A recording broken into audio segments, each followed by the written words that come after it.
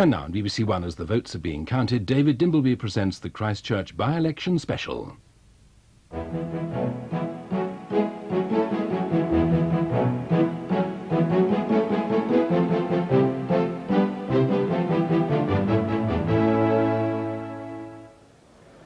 Christchurch in Dorset, a safe Tory seat until now. The MP, Robin Oakley, died suddenly in May, leaving a 23,000 Conservative majority there.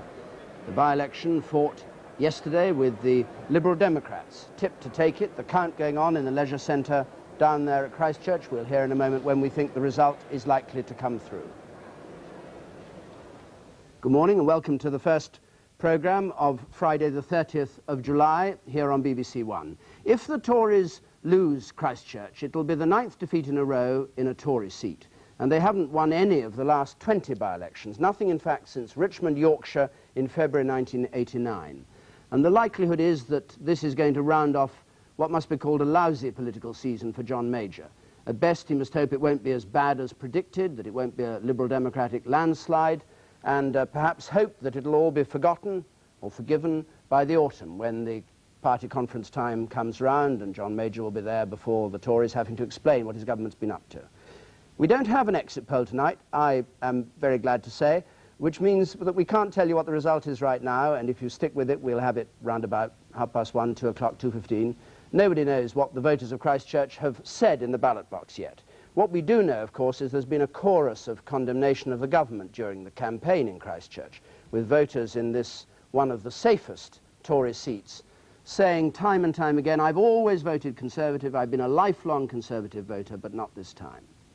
Well, now, as we wait for the result, we'll be talking about the reasons that voters in this charming Dorset resort, a place of prosperous homeowners, many of them retired, over half the population 55 or over, why they should be feeling so particularly aggrieved as long-term Tory voters, and what impact their views, if they express them the way people think, are going to have on the government. With me in the studio to talk about this, about triumph and disaster, those two impostors, the chairman of the Conservative Party, Sir Norman Fowler, who was predicting only yesterday morning victory for the Conservatives. For the Liberal Democrats, their campaign coordinator, Matthew Taylor, and Jack Straw, Labour's environment spokesman for Labour. The BBC's political editor, Robin Oakley, is here. He's going to be talking about what John Major will do, or what he thinks he'll do as a result of tonight, and what the summer break will bring, and what consequence of a Conservative defeat might mean. Peter Kellner is with us to analyse public opinion and the standing of the rival parties and of the party leaders. Let's just have a look, as a reminder, at how Christchurch went in the general election of April 1992. This was the result then. There's Robin Oakley, the Conservative, a fanatical enthusiast for railway trains, particularly for steam trains, and he chaired the Select Committee on Transport, and incidentally also relevant at the moment was a strong Arabist and had many contacts with Hezbollah in Beirut and tried to persuade the government to negotiate the freeing of British hostages there. Robin Oakley's result in April 92, 36,627. For the Liberal Democrats, the Reverend Dennis Bussey, 13,612. And Alan Lloyd for Labour, with 12% of the vote, 6,997. So a majority of 23,000, a turnout of 81%, a biggish turnout, but it could be something quite close to that tonight. So it should be, if it is, it'll be a fairly comparable result. The share of the vote then, in April 92, Conservatives 64% of the vote, the Liberal Democrats 24% of the vote, Labour 12% of the vote, and those of you who follow these things regularly, as I think most people who watch these by-elections do, will see immediately that a 20% swing between Conservative and Liberal Democrats will put Liberal Democrats on the left in victory and the Conservatives on the right in second place. And they got 28% swing the last by-election in Newbury, the first one of this Parliament. So if they get anything over 20, the Liberal Democrats take it. Now, down at Christchurch is our reporter, Mark Mardell, who's been down there right through the campaign. We'll be hearing his analysis of what happened in the constituency later on with a film report. But for the moment, let's hear how today's events have gone. And Mark, tell us first of all what's going on at the moment in the hall. Well, what's happening is we've got the count underway, and we understand that although we were expecting the result at 2 o'clock, things are going pretty quickly. They've got a lot of tellers in from the banks, and they seem to be doing pretty well, and so the count may be a little earlier, the result may be a little earlier than we expected. But the really important news is from the Liberal Democrats. They say that they have taken this seat, they have won. They think by 10,000 votes or so, nearer the 10,000 mark than the 20,000. They say that's what they're aiming for and that's what they wanted. It looks as though the Labour vote has collapsed. They've probably lost their deposit. In fact, they're being chased hard, I understand, by Dr. Alan Sked of the Anti-Federalist League. Maastricht isn't too popular down here, and he's evidently pulling in some of the voters. The Tories haven't admitted defeat, but they say they don't feel in their water that it's going too well. It's looking bad for them. The turnout was pretty high. It was 74.6%. That's very high for a by-election. I understand a lot of the people who had been saying that they were uncommitted, they weren't sure what they were going to do, did actually turn out in the last few hours. And other candidates, because there have been some rather mysterious candidates this time. I mean, there were 19 candidates in all at Newbury. There were 14 candidates here. Any important or significant ones among them? You mentioned Mr. Sked. I think he was perhaps the most serious candidate and the one that we saw the most of, and he was pretty effective in some of the local radio and TV debates. Among the other serious candidates, there was a Save the NHS candidate, but there was also a feature that did disturb some people in this by-election, that both a national newspaper, if I can call it that, and also a local pub put their own candidates forward. And a bit of fun in a way, but people were actually saying they do get quite a lot of free poster for this and a free mail drop. So people were saying, should it be stopped in a by-election? Well, I guess that that in the end it's only a by-election. It doesn't happen that often. It's a bit of free advertising for them. But certainly some people were concerned that that was happening. So just to summarise, result possibly before 2 o'clock, you're saying, and the Liberal Democrats claiming 10,000 majority over the Conservatives. 10,000 at least. They say it looks nearer 10,000 than 20,000. But yes, a result probably before 2 o'clock. It's been pretty active down here today. I've been driving around the constituency, and a lot of Liberal Democrat cars and vans and people going round. They said they had over 500 cars going out, getting people, elderly people, into the polls. So they've been trying hard to drag their vote out. Mark, thank you very much. We'll join you again later on. Well, now, Sir Norman, I heard you at breakfast time yesterday in Christchurch saying that the Conservatives were going to win, and you said the same at Newbury. Now, is your prediction as good this time as it was then? And why do you go on saying these things? Let's wait and see. It seems to be... Oh, really? Even now? Well, I think that the polls are closed. The polls are closed. Let us wait and see what the result is. What I will tell you, however, is that of the candidates there is no question at all, and I think everyone who is at the press conferences will confirm this, that Rob Hayward was head and shoulders the best candidate. No question at all about that whatsoever. But even if that were true, what good does that do you? Because we all know it's governments and prime ministers that are judged in these things, not candidates. Well, I think it does this amount of good, that whatever happens this evening, I think it should be stated very clearly that Rob was an extraordinarily good candidate. He fought it extremely well, and that whatever the outcome is, that he could not have done any further. And yet the reports are that they're thinking of dropping him before the general election if he does lose tonight. I've seen those reports, and I don't actually place too much countenance on them, because I don't think the constituencies remotely come to that position. But for what my opinion is worth, my opinion is that I have seen a lot of by-elections in my time, a lot of by-election candidates, and I think Rob did it extraordinarily well. So if the candidate is a very, very good candidate, the policies that they're judging on must be pretty lousy policies, otherwise he'd be steaming ahead there. Well, I think that one of the things which is going to come through from this evening is this, and in a sense it came through in Newbury as well. I mean, there is no question that we've come through a very difficult period, difficult recession over the last 12 months. No one is disputing that. We have and are now coming through it. But clearly, memories are very long as far as that is concerned, and I entirely share and entirely understand the position as far as people are feeling on that particular issue. Well, now, you say that the Tories are going to win, and you refuse to concede they may not win. What would count as... I actually said I refused to... Well, I wait to see what the result is what I said. Very sage. What would count as a disaster for you? Have you hanging your head in shame and leaving the studio in disgrace? I'm not going to actually answer that question, just put another different way. let's see what the result is. Let's see what the effect is. You're not going to mark our card as what the Tory party chairman is hoping for tonight, apart from a straight victory. I'm not going to mark your card at all, and I'm sure you'll attempt over the next hour and a half to mark it several times for me, David. Well, Jack Straw, clearly as the likely loser of your deposit, and anyway, the third party, what do you, throw a little cold water on these discussions, well, what do you think the likely result is? The likely result is going to be a very substantial Liberal victory. It may even be more than 10,000, and that will be achieved not least thanks to tactical voting by Labour voters. We may very well lose our deposit. There aren't very many of them to tactical vote. Well, there weren't. 6,997. I mean, you've made my point not exactly. Not largely because of that. You've made my point exactly, that we started from a low base. But the important thing about this election was that we set the agenda. We set the agenda in terms of value-added tax. John Smith was in there within minutes after Norman Lamont, the then Chancellor, came out with this extraordinary policy of phasing value-added tax on fuel to give the maximum of agony to the Tory party and indeed to the voters. We set it on that, we set it on railway privatisation. We certainly set the agenda by very consistent tactics, not matched by the Liberals, on Maastricht. And so what you're saying is you set up the Liberal Democratic victory? To use a phrase, we shook the tree. The Liberal Democrats have caught the apples, but only in the by-election, let me say. And you're going to win Christchurch in the general election? No, we're not going to win it in the general election. You know that very well.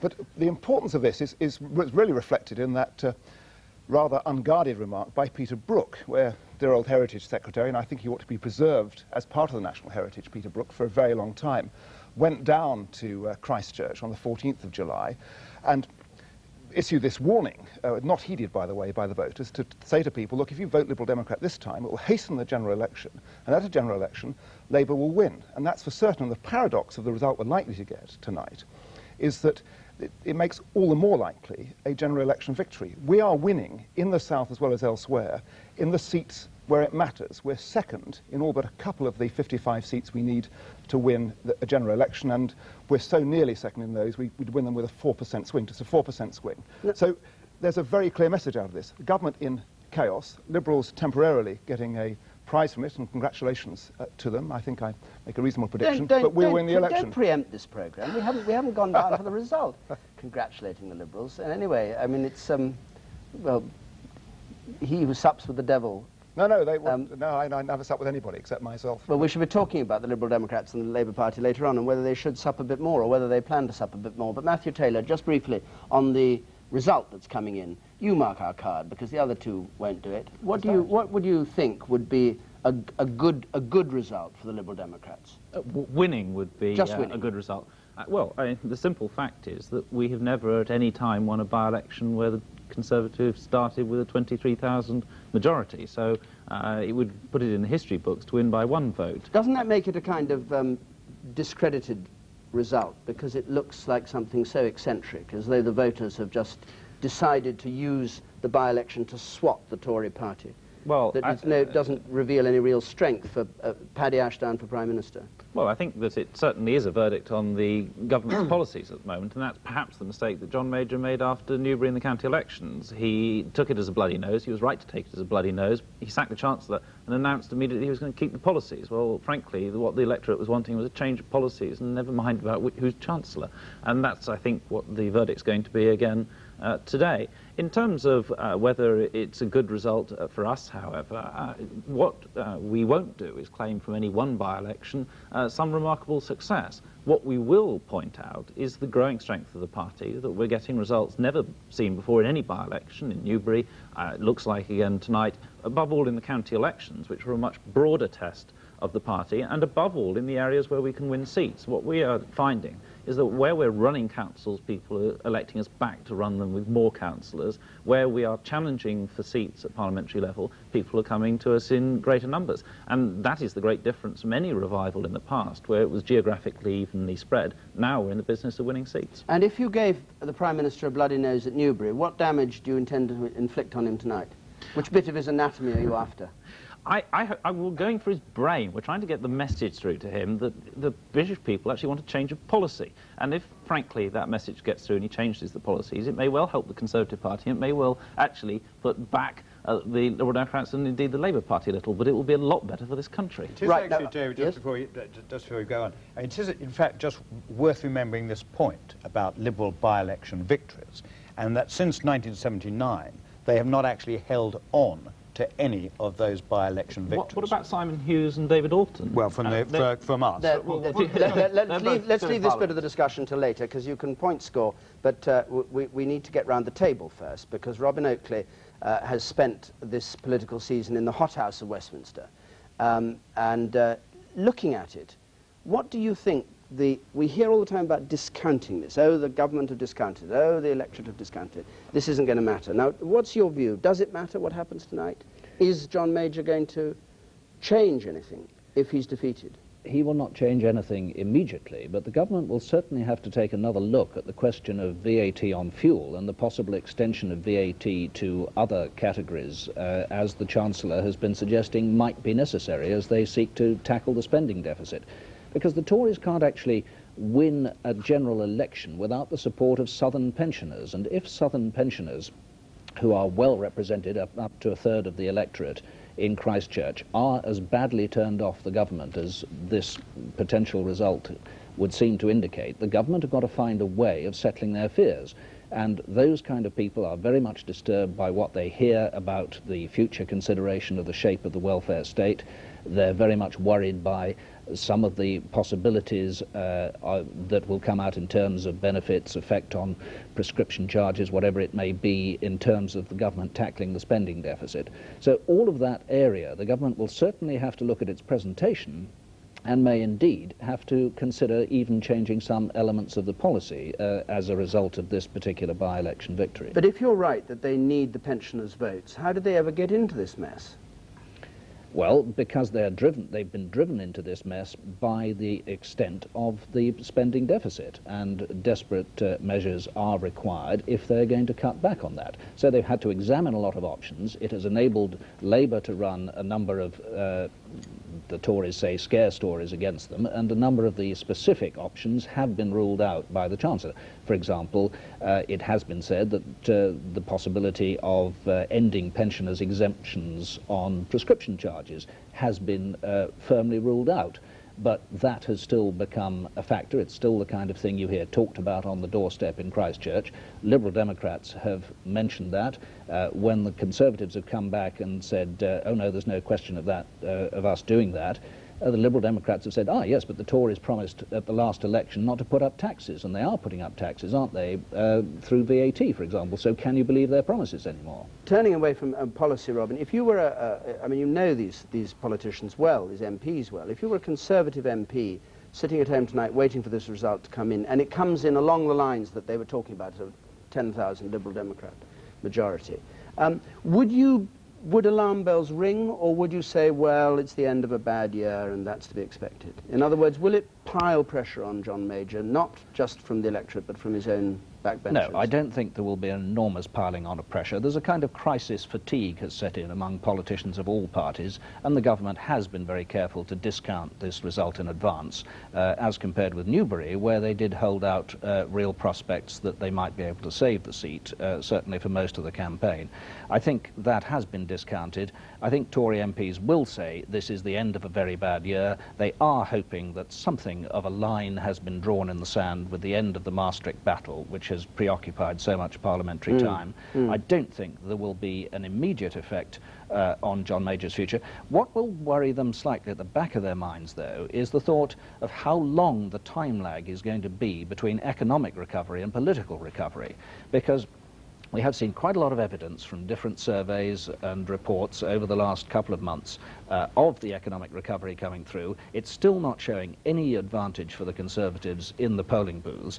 And people will ask why it is, for example, that in the May local elections, the Conservative seats in the Christchurch constituency were all happily held by the Conservatives in the Dorset County Council elections at that time, and yet the government is going to have that much worse a result in the parliamentary by-election now. Given the economy improving, they should be doing rather better. Just a word, if you've just joined us. We're waiting, of course, for the result of the Christchurch by-election this morning, and we're told it's going to come sometime round about 2 o'clock, perhaps a bit before. There's been a big turnout in Christchurch, just under 75%, and the Liberal Democrats are claiming that they've taken the seat with a majority of 10,000, but we haven't got an exit poll. Now, Peter Kellner, if it's a majority of 10,000 for the Liberal Democrats, what does that signify in terms of, as far as you can judge it, the impact on the Tories at a general election, or the damage it'll do to the Tories? Well, the first thing to say is that it is a by-election, not a general election, although if the Conservatives really are discounting quite happily a majority of around 10,000, I find that extraordinary, because that would mean a swing of something like 30%. It could well be the worst ever drop in Conservative support at a by-election. And if the Conservatives are saying, well, that's roughly what we expected, it means that their expectations really are in the trough, along with the public perceptions of the party. But if you're saying, well, what does this tell us about the next general election? Well, if you do one of those exercises that Peter Snow used to do on these nights, where you say, if we extrapolate to every constituency in the land the changes in this by-election, I suspect the Liberal Democrats would win everything except Ulster, and perhaps some of the ways the graphics are done, they might even win half of Ulster, I don't know. In case people wonder, Peter Snow's away sailing, so he won't be able to do that tonight. One seat left. I know, but I think we can, you would want it tonight. We can safely predict that the map would go a complete yellow. Yes, yes. But I've got a different question to put to you. Isn't it the case, really, that these programmes, the coverage in the press, the polling that goes on with such intensity has actually taught people over the years how to use by-elections? We've got, it's unthinkable to lose a 23,000 majority in a by-election in the 40s or the 50s. I mean, the last big one in 72. And that people have got used to it, and that the pensioners of Bournemouth are shaking their walking sticks at the government, and they know it's not going to have any effect. I think that's true to some extent, but I'm not sure that explains the whole lot. After all, by-election swings of around 20% to the Liberal Democrats, but also to Labour in places like Mid-Staffordshire, were fairly common in the last Parliament. I'm not sure that public perceptions are very different now about politics and about the nature of by-elections, the nature of campaigns, from what they were at the height of the poll tax row, for example.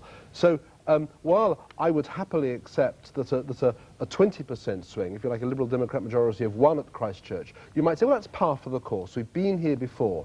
But when you get to 10,000 majorities or anything like that, to 30% swings, then I think we have moved into a territory we haven't quite been in before. Well, we'll look at it in more detail with you later on, Peter. Down there in Bournemouth, some of the more eccentric candidates have been posing for the pictures. Screaming Lord Such on the left, the curious name Alfred Chicken Party. There's a Sack Graham Taylor Party, the English football manager, poor man, had a special candidate running to get rid of him. And the Rainbow Alliance Coalition was there. The Natural Law Party, who believe in meditation as a way of bringing a little sanity into these affairs. I don't know where the Natural Law Party candidate is, but there we are. Down there at the count, waiting for the result to come through. Well, now, at this point, let's hear from Mark Mardell again, because I said earlier on he was down there all through the campaign, and this is his report on what the voters in Christchurch were saying up until yesterday.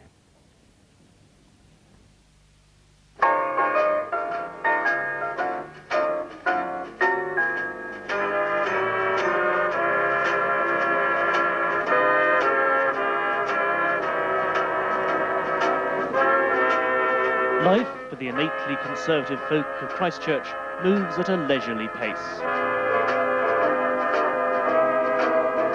There's time for old-fashioned values in the afternoon. Time to reflect.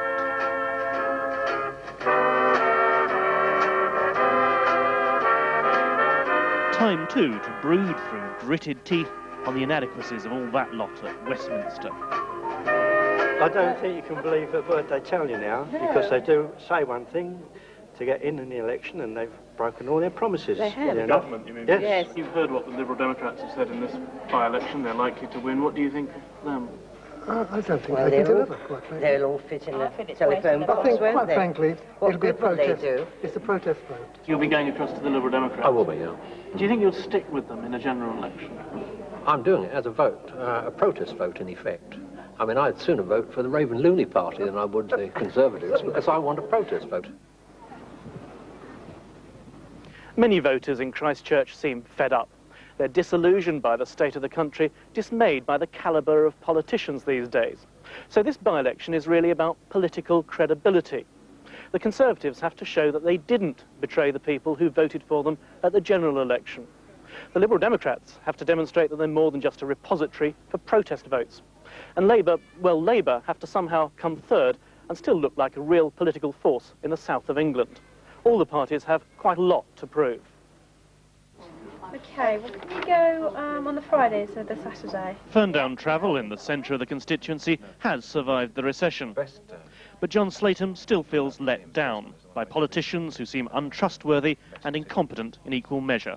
One politician in particular.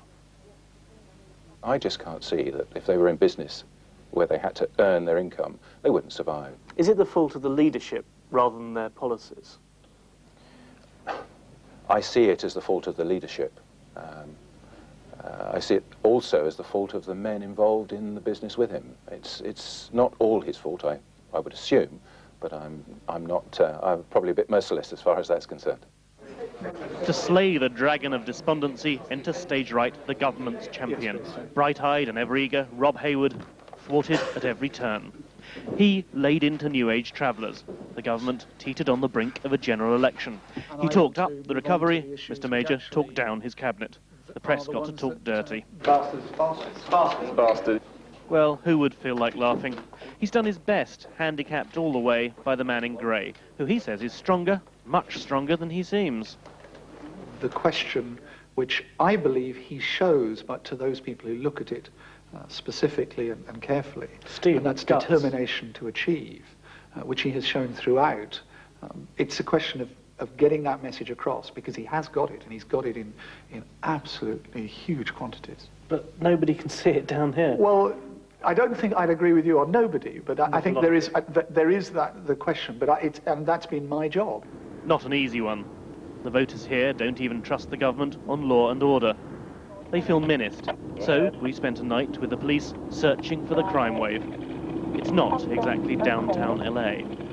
What we would more often see is certainly attending burglaries in the Christchurch area. We get a lot of crime, thefts from cars, at beauty spots. Certainly a day-to-day event. In between that, who knows what might happen. Crime as such isn't a major problem. The residents are quite happily living here without any serious problems and tend to enjoy a relatively nice lifestyle. The only call-out was a false alarm.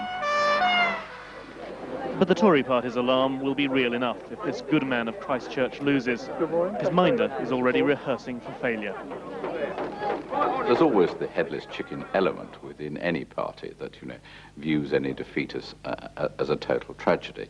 On the other hand, I think one's got to take the message of by-elections. I mean, clearly, if electors are trying to say something to us, then it's important that we learn what that may be, and perhaps either not make the same mistakes again, or try to be more attentive to their concerns in the future.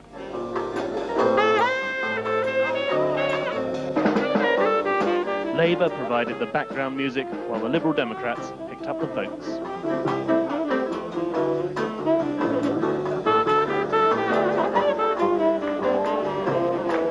Grey-haired and homely, the candidate tuned in to the discordant noise of discontent. I'm on your side. Thank you. Thank you very much. Thank you. A policy for every protester, outrage at VAT on fuel, a speciality. And it looks like it's paid off. All politicians pretend to despise them. All politicians eagerly await their blessing, the opinion polls. At Liberal Democrat headquarters, the first indications were received with some trepidation. Did the Tories have a prayer? It can't be true. Do we have any other data, demographics, or...? This is all we've got at the moment. Minutes later, they had more. Another oracle had spoken. It seemed they were on track. That's the M1, which I don't think is what you told me, so it's no, that's okay. 22, 54, 7, 17 don't knows or others. So, how to play this good news? What should the voters be encouraged to read into the figures? Well, Agent Willie Rennie had to call the boss to get the wording of the soundbite. Really. Oh, really? Doesn't always come right the first time. Hello, have I got the right number? Is it for Paddy Ashday? No, I've got the wrong number then. Willie! They get through in the end. Well, by-elections do make a difference. They can change things. Nothing motivates a politician more than fear of losing their seat. And when the Liberal Democrats won Eastbourne, Conservative MPs panicked and they changed their leader. When the Liberal Democrats won the Ribble Valley by-election, Conservative MPs panicked and they had to change the poll tax. And when the Liberal Democrats won the Newbury by-election, John Major panicked and had to change his Chancellor.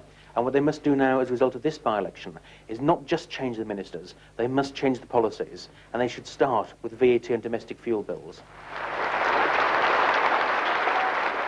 So is it all just negative? What are Paddy's policies? In a school hall in Christchurch, he strode onto the stage, determined to whip him into a lather, promising decency and dignity, apple pie with all the trimmings. Vote for fair and just taxation in this country. Vote for responsible economic management. Vote for prudent public investment. Policies to applaud at any age. And John Slatham, listening at the back, came away mighty impressed with Paddy's rhetoric. But is he now a true believer? So you'll vote for them in a by-election? Yes. General election? I need to know a lot more about their overall strategy. And are you clear what they would do to your tax bill? No, I'm not totally clear yet. Not totally clear. The journalist didn't seem totally clear either. More worryingly, neither did the politicians. The Tories dragged out their usual charge. Fine promises, where's the cash coming from? Income tax, they said. How much? We said. In the general election, you were admired for your candour. Can't you be as open now and say how much? If the Chancellor of the Exchequer can tell us... I'm talking about your specific promises rather than how you'd cope with the But deficit. it depends where we are in November. It depends. We have the situation, much of the deficit is cyclical. If you know where we're going to be in November, the Chancellor said he doesn't. We don't know. Are we talking about the penny on income tax of the election? 5 pence, 10 pence, 2 or 3 pence? Which of these options is it? I don't know, ask the Tory candidate. He may have more information. So a journalist coined a slogan to take Christchurch by storm. Vote for us. We have no idea what it's going to be, but it'll be really good. No, that isn't what I said. And what I'm saying is that we want to change the system. We cannot tell you what the situation will be when we change it, what level income tax will be, what level national insurance will be. They design what they say with great care. The mail drops are well targeted. But how much can the Liberal Democrats claim the message is really getting through? I would not pretend for a second that every vote that we get agrees with every dot and comma of our policy, any more than every Labour vote agrees with the Labour Party or every Conservative vote agrees with the Conservative Party. Protest politics is part of British politics and has been for all the parties for a very long time. But do you think people here are really aware of the details of your policy? For instance, that you're going to put up income tax? Well, do you suppose at the height of Mrs. Thatcher's powers that every person in Britain could explain to you monetary theory? The answer is, of course, they don't. They knew she cut taxes. Do they know you'll put them up? We've told them quite bluntly that if there is a price to be paid for this government's economic bungling, how we pay for that price. I don't believe you can be more frank and honest than that.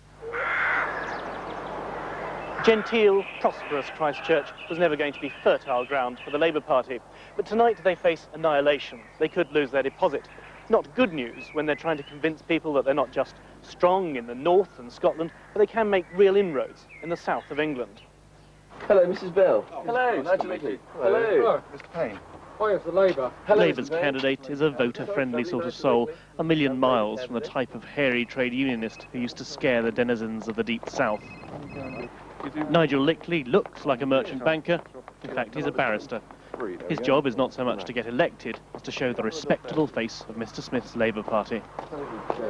What we've found is that people are very, very clear that they want to get rid of the Conservative government, but that they're actually far more positive than we've seen for some time in saying that they do want to see a Labour government. They want that change, and they want it for positive as well as negative reasons. And that has given us a great deal of encouragement. But Labour need all the friends they can get. Actual voters are a rare breed, and any optimism is a bit hard to justify when you don't have any real evidence to show for it.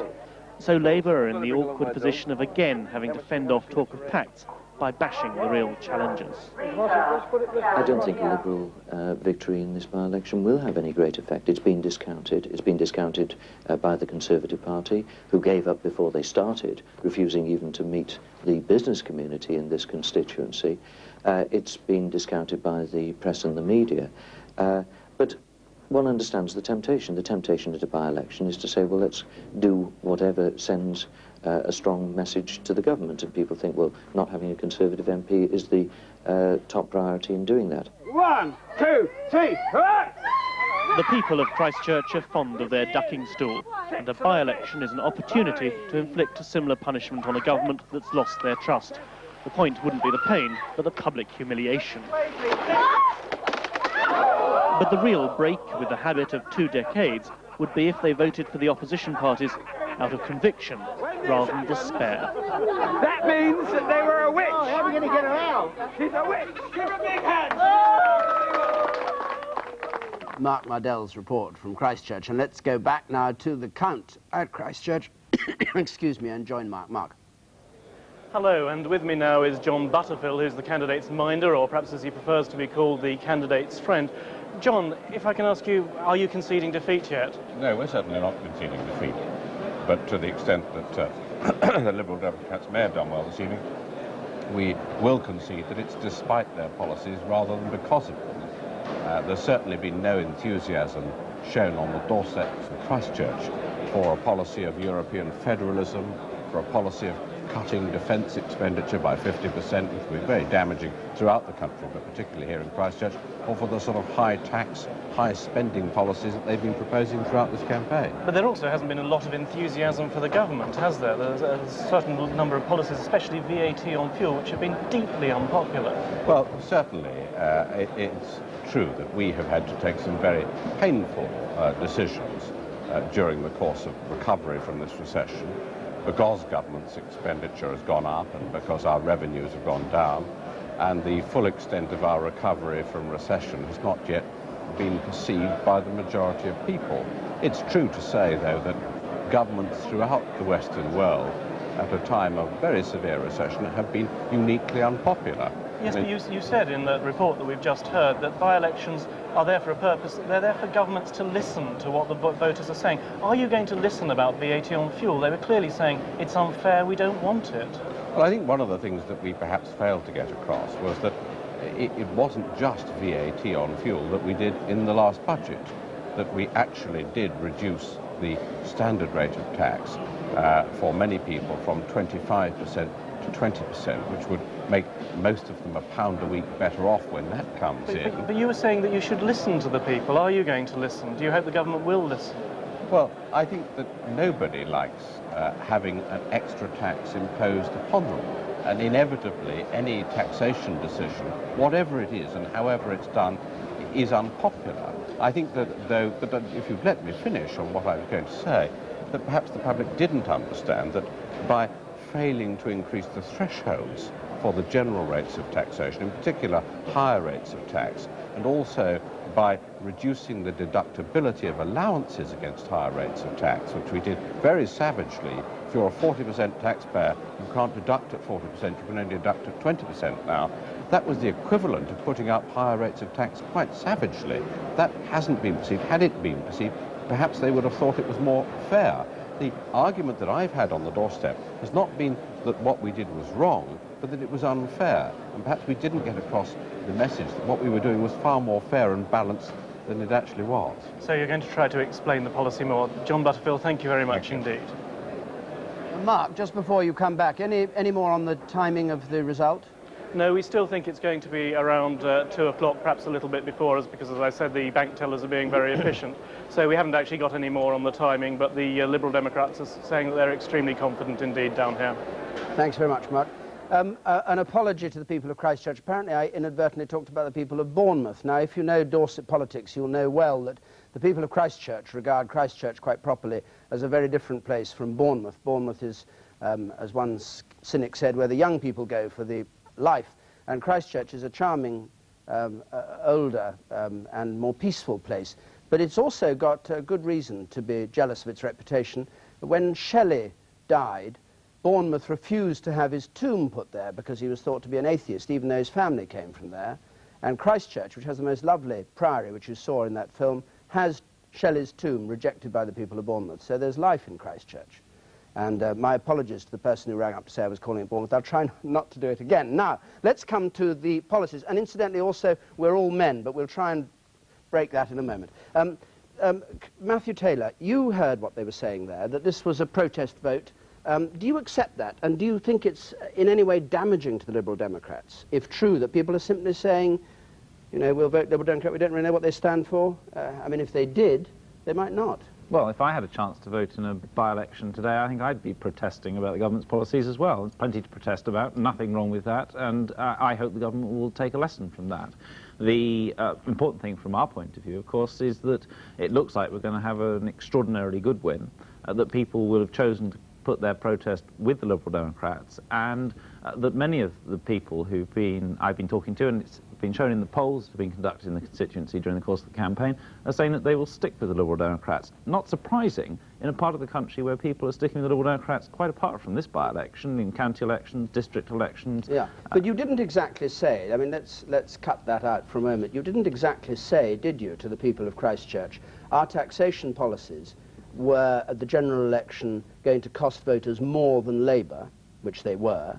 You didn't say when you attacked VAT on fuel that you had an energy tax proposed in your manifesto. In other words, you're in favour of higher taxation, and you're in favour of taxation on fuel, the very thing that you're now going around saying the government should have done something about and should have listened and all the rest of it. Well, in fact, as in the last general election, we made our position very clear. Last general election, of course, we campaigned for a penny on income tax to pay for the improvements in education that we believe needed to take place. We were very clear about that at the start of the campaign. And lots of other taxes. And at the start of the campaign, I remember Jack telling me that we could say that because we could afford not to say popular things because we weren't going to win anything anyway. And by the end of the campaign, he was telling us we were only saying this because it was popular.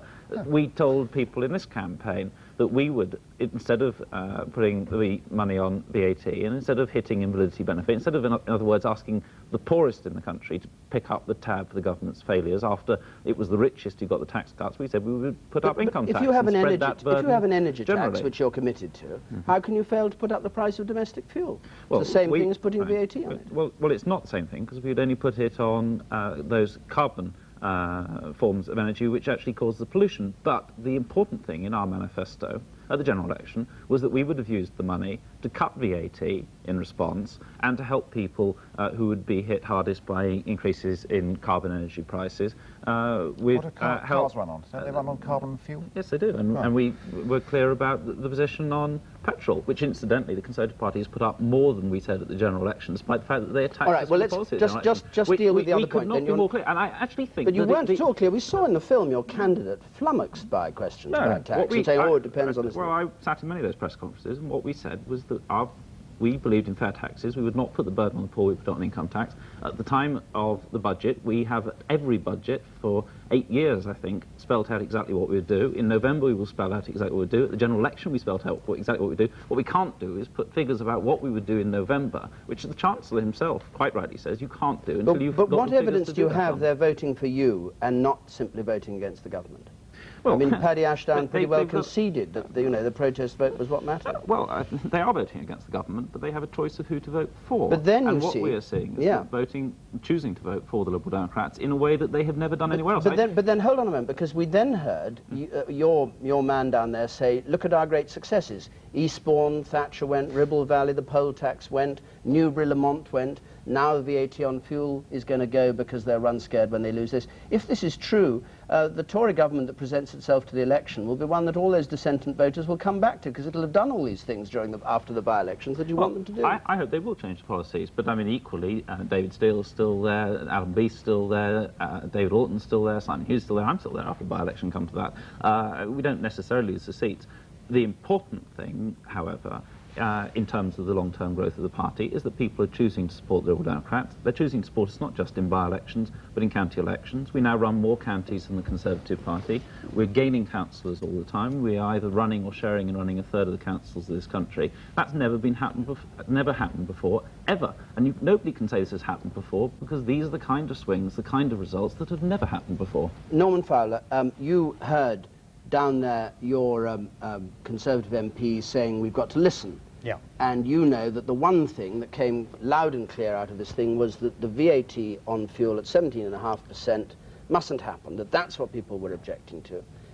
You said before the poll that this policy wasn't going to change. Is it now going to change if you've had a bad defeat there, and if you interpret the result the way that the people down there will put it across? I don't think it should, and I don't think it will. That is the policy, and that was the policy that we fought on. What I find so deeply frustrating about the debate that we had there was exactly the area that you've been talking about, and it illustrates the whole difficulty, of course, about fighting the Liberals. The Liberals stand for a whole range of policies which, if the public actually knew them and had them presented to them fairly and reasonably, they would be opposed to. I mean, we've got energy tax there, federal view as far as Europe is concerned, the extra labour costs as far as the social chapter, defence, a whole range of things. Yeah, but don't switch the subject. You're the chairman of the Conservative Party. I assume your job is to tell the Prime Minister what the party in the country thinks. That's presumably why you're there. You must know that what the voters down in Christchurch are saying is this VAT on fuel is unfair and should be stopped. Are you saying you're not going to say that to the Prime Minister tomorrow? No, I'm not going to say that to the Prime Minister tomorrow. Or ever? I mean, no, because, I mean, if you take what you've just said, I mean, the position is that what we said at the election and what we said during this by-election is that the number one priority is the health of the economy. That is the number one priority, and that is what is actually the number one interest, frankly, as far as the public are concerned. But there are different ways of doing that. Just let me hang on. You just let me hang on for a moment. I mean, there are different ways, obviously, of doing that. And I don't disagree that there are not lessons, if we've lost this, there are not lessons that we have to take. But we cannot go away, we cannot move away from making the economy, the preservation of low inflation, issues of that kind, the reduction of the £50 billion deficit, those have got to remain priorities as far as the government is concerned. And the government would get no credit at all if it ran away from that and then at some unknown time in the future had other policies forced upon it. So you can guarantee that as long as the Conservatives remain in office until 1995, everybody will be paying 17.5%. Can you just finish the question? 17.5%. VAT on fuel, regardless of anything that happens at Christchurch or anywhere else? Well, that is certainly the policy, but what you have left out of the policy is this, and this is what will come in the budget, is the amount of help that will go to people through either the social security system to the poor people who pay VAT. That is still to be announced, and that part of the policy is still to be announced. Isn't the truth that this is a Lamont blunder, and you don't appear to be much of an admirer of his, and perhaps it's time that the policy was changed? No, I don't think it is a Lamont blunder. I think that Norman Lamont had the difficult task of facing and deciding what were the policies that were right, given the £50 billion deficit that we faced. And there were not easy options as far as this is concerned. And you say it's irrelevant, but I don't think it is irrelevant for me to point out that when we started this debate, the Liberal Party were actually on our side in this debate. When the Liberal Party found that this was becoming a little unpopular, the going was getting rough as far as the public was concerned, they jumped overboard. That's what they tend to do. I don't think we'd get any respect for doing that. So and I must bring Jack Straw in a moment, but just one last point. So what you're saying is, as chairman of the party, steady as she goes, no change in policy. Well, you're asking me about what? No, I'm not saying that. You're asking me about one specific area on VAT on fuel. I think there are a range of things that we need to do, a range of policies that we need to develop further. Well, give some hope to disaffected Tories. Well, I tell you what, are you prepared to change? I tell you, one of the most important issues that came up on the doorstep in Christchurch was the whole issue and the whole area of law and order itself. touched upon, I think, briefly in the film. But I mean, a really heartfelt issue there. For 14 years. Yeah, of course, we've been in power for 14 years. Well, it's got worse and worse and worse. Yes, but I mean, you presumably don't, even if you had been in power for 14 years, Jack, you don't actually cease to develop education policy because of that. I know, no more do you actually. No more do you 14 years ago you had the answer. No more do you cease to develop policies of that kind. What we did, as far as the police was concerned, we inherited a diabolical situation from the Labour government. We recruited 16,000, 17,000 more police, but there are many other things now that need to be done. All right, like, for example, young crime and youthful crime. Are you going to provide to the Chief Constable of Dorset the 97 extra policemen that he says he needs down there? Well, that is one aspect. Are you going to do that? That's obviously an issue for the Home Secretary. But what I can say, what we will do, is provide, for example, the institutions as far as young people are concerned and young offenders are concerned, a new drive in that particular area. But the other thing we need to do, I think, very distinctly, is that we, and I think John Butterfield was saying that down in Christchurch, we need to get out into the country to set out our policies much more directly than we have done hitherto to the public. That is undoubtedly a lesson. So of course there are lessons to learn. And if we've lost, I'm not remotely complacent about it. But I'm not actually also going to be suddenly pushed into kind of great U-turns at this particular point. Jack Straw.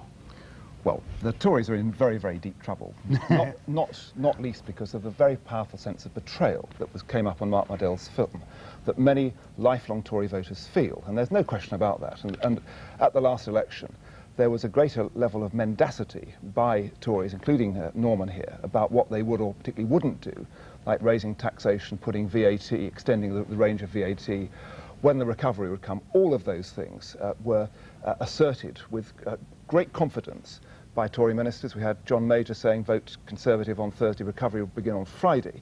And what has happened is there's been overwhelming anger by the British electorate ever since. But I just wanted to also pick up this issue of the Liberals. I think that you touched on, David, a very important issue, that people don't understand where the Liberals stand, what their policies are.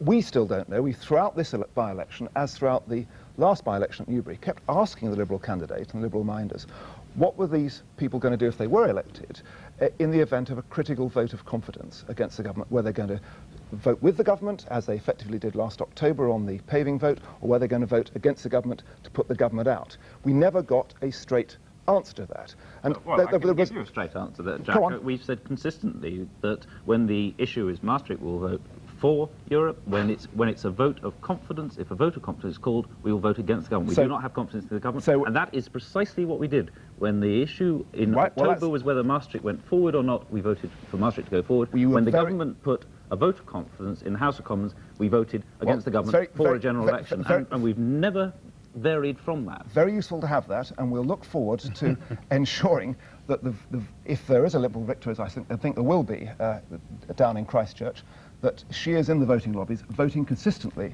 against the Tories and making it clear to the former Tory voters who've put her there, principally, that she is anti-Tory and consistently anti-Tory. We want a general election, Jack. If there's a vote of confidence, we will vote for a general election. Of course we won't. We don't have confidence in this government. We made that absolutely clear. Neither, frankly, did the electorate in Christchurch. You could have put a vote of confidence down in last October if you'd wished. You chose not to. It's up to you. Do you expect some of these policies to be changed between now and the autumn? I suspect there'll be a lot of tweaking. I listened very carefully to Norman. He said the policy is to put VAT at 17% over 2 years. He wasn't saying explicitly that it wouldn't be changed, and they'd be mad not to change it. I don't think, by the way, it'll make that much difference to the levels of popularity. They are deeply, deeply unpopular, and I think the Labour Party will be the long-term beneficiary of this deep unpopularity, as indeed we were in the Shire County elections just 10 weeks or so ago. Well, now, we're peering down at Christchurch because there are people waiting for the arrival of the Liberal Democrat. You'd think it was the Prime Minister coming, not the by-election candidate, but anyway, the press are all there watching for the arrival, apparently, of Diana Maddock, the Liberal Democratic candidate, who is supposed to have won by a fairly hefty majority this evening, but we don't yet have the results. While we're just waiting for that to happen, and I hope these two things don't overlap, Peter Kellner, let's look at the standing of the government at the moment and the sort of general status of Tory party strength in the country. Well, yesterday morning, as it now is, or now was, the Times carried the... As it now is. Now is. Now is. It was yesterday morning. It was yesterday morning when, yes. The Times brought out the latest Mori poll, which shows Labour with a clear lead over the Conservatives and the Liberal Democrats. I think we're getting the graphic coming up in a moment. We had Labour on 44%, and the Liberal Democrats coming up to 25%, only just behind the Conservatives on 27%. And in the Mori series, that's the worst position the Conservatives have been in, I think, since 1981, for 12 years. It's worth saying that that Labour figure, although it's a handsome lead, it's not nearly as high as Labour has been in mid-terms, for example, around the time of the poll tax row 2 or 3 years ago. And therefore, if I were a Labour supporter, I'd not be that confident that this would translate into a general election victory. After all, we have John Major, the least popular Prime Minister in history. We've had the recession. If the government's in this trouble and Labour's only just at 44%, I would have thought that's not that healthy. By the way, we do have another poll this morning, it is this morning, in Scotland, the System 3 poll for the Glasgow Herald, which, again, has Labour in the mid-40s and the Conservatives down to 17% in Scotland. And some have the Conservatives in third place behind the Liberal Democrats, don't That's they? right. Well, the Gallup poll in the Daily Telegraph, I think 3 weeks ago, had the Liberal Democrats just a couple of points ahead of the Conservatives. So they are level pegging. But we have another measure which does put the Liberal Democrats more clearly in second place. And this is the local council by-elections that are held week after week. And if we take the votes since the beginning of June and project them nationally, we're looking at something like 60,000 votes cast in around 35 districts all over Britain, districts and county seats. We have Labour on 36%, ahead, but not a very good result for Labour. The Liberal Democrats on 33%, way above any of their nationwide opinion poll ratings. And the Conservatives very clearly in third place, actually very similar to their opinion poll rating, at 28%. So here we have something we've had before when the Liberal Democrats are doing well. That it's not just in parliamentary by-elections that they do well, it's also in local council by-elections. But Peter, if they're doing that in reality in local council by-elections and they're exceeding the polling they're getting, when the general election comes along, they don't do as well as that, do they? I mean, what weight should be attached to how people vote in local council by-elections? It's essentially the same question as looking at parliamentary by-elections. There is clearly a tendency for the tide to flow back out again as a general election approaches. What I think it tells us is something about the potential of Liberal Democrat support. It shows that they can, when they campaign on the ground, do well. And after all, in most general election campaigns, last year was an example of this, during the course of the campaign, support for the centre, the Liberals, the SDP in the old days, now the Liberal Democrats, does normally, not universally, but does normally rise. So we do see the difference between elections, even by-elections, and opinion polls, is that they are the product of real votes being cast at the end of a campaign, not people being stopped in a street or in their porch and being asked, how would you vote out of the blue, and they haven't been thinking about politics. So although yes, I would guess the Liberal Democrats, the next general election, will not get anything like 33%. I'd be surprised if they hold Christchurch, even if they win it tonight. Nevertheless, it shows that there is the potential there. And incidentally, if I can make one other point, we've had 5 local council by-elections yesterday, and 3 of them have led to Liberal Democrat gains. Diana Maddock, the Liberal Democrat there, arriving at the County Christchurch with her minders around her, looking jubilant, the Liberal Democrats, as they walk down the corridor into the hall there. If it's true, as they say, that they've taken this seat from the Conservatives, who had a majority of 23,000 at the last election, by a majority of 10,000, then it is a remarkable result on a turnout of 3/4 of the electorate, pretty nearly 75%. We'll have the swing figure, of course, when we get it. Screaming Lord Such's hat in the background. No, it's not Screaming Lord Such, but somebody else with a similar hat.